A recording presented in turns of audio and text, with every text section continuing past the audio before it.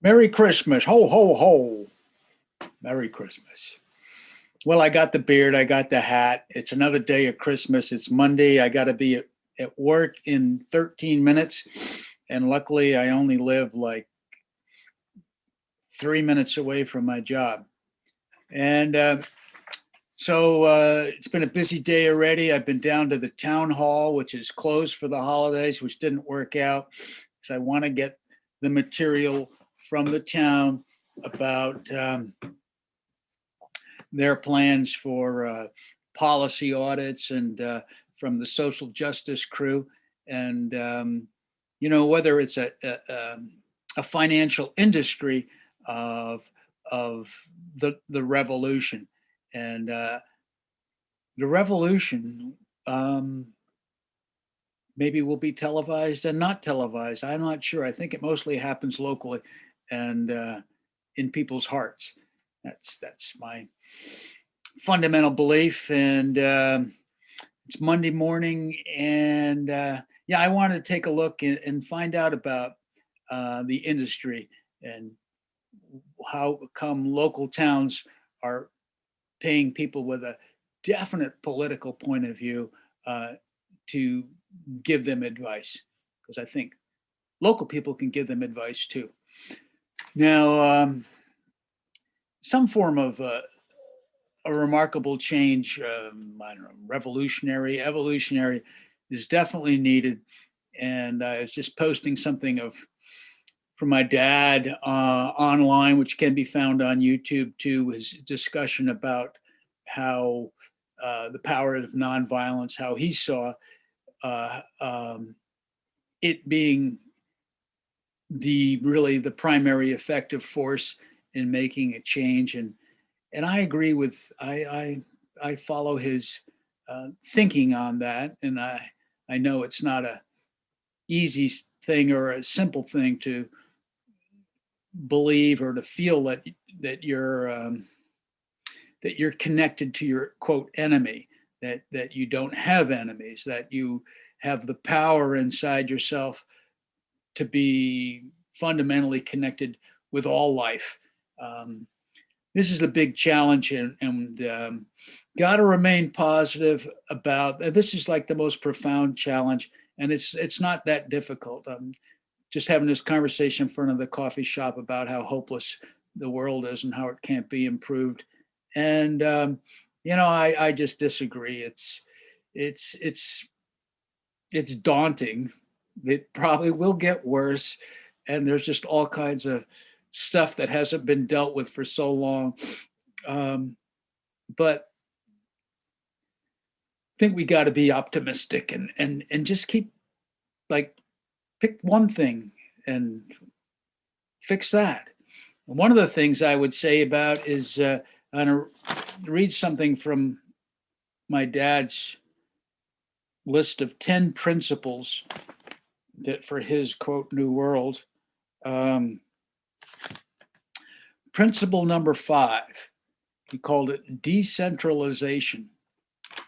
He says the centralization of wealth and power contributes to social and economic injustice, environmental destruction, and militarization. Therefore, we, when he says we, he means everybody who's part of his visionary revolution. We support a restructuring of social, political, and economic institutions away from a system that is controlled by and mostly benefits the powerful few to a democratic, less bureaucratic system. Decision making should, as much as possible, remain at the local, remain at the individual. Thank you, Dad, for saying that, and local level, while assuring that civil rights are protected for all citizens. Every human being deserves a say in the decisions that affect their lives and not be subject to the will of another. Now, see, that's where I would think that what we're currently seeing is on the left is a vision that doesn't see that everything is a circle, that even conservative thought uh, benefits us all to understand it and listen to it. And so with these social justice entities that have a quote industry now in my local communities, where in the town of Fairfax next door, and I'm surprised that Fox News hasn't got a hold of this story, except it's kind of buried even here locally, where they've removed the word character from the general plan. And Fairfax is one of those towns that cherished its character, but now it's sort of kind of in the control of people who feel very uh, beholden to prove how sincerely social just they are, that they have to remove the word character from the general plan. I'm wondering if they're going to remove the word community from their general plan too, because after all, if you start defending your community, then you wouldn't want to accept what the state capital demands, that you have more housing. Anyways, this the growth issue is sort of a, it's not sort of, it's a primary dysfunction and dangerous force of this constant growth. And so we got to find a way, figure it out. Maybe nature's just going to kind of whack us a little bit. I don't know, but we can't wait around for that to happen. Um, and I think what Dad is talking about here is decision making needing to remain at the individual and local level.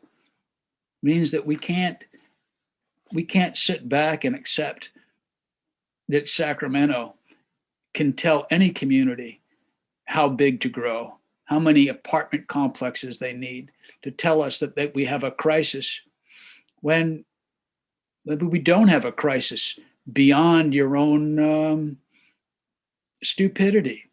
And why is it somebody tells me that in London there are no homeless people? Maybe they're misinformed. Why? How does England got that down and we don't? And why are we giving asylum to 1.7 million people in 1 year when we have almost a half a million homeless people in America who can't get asylum? What is the dysfunction? What's going on? And of course, the whole world is strained by, as Dad would say, maybe the all these countries pouring money into militaries, this battle against uh, supposed foes, enemies that don't exist except in our imagination. Of course, you can say Putin, Xi, and China, and all this energy that gets built into asserting um, national uh,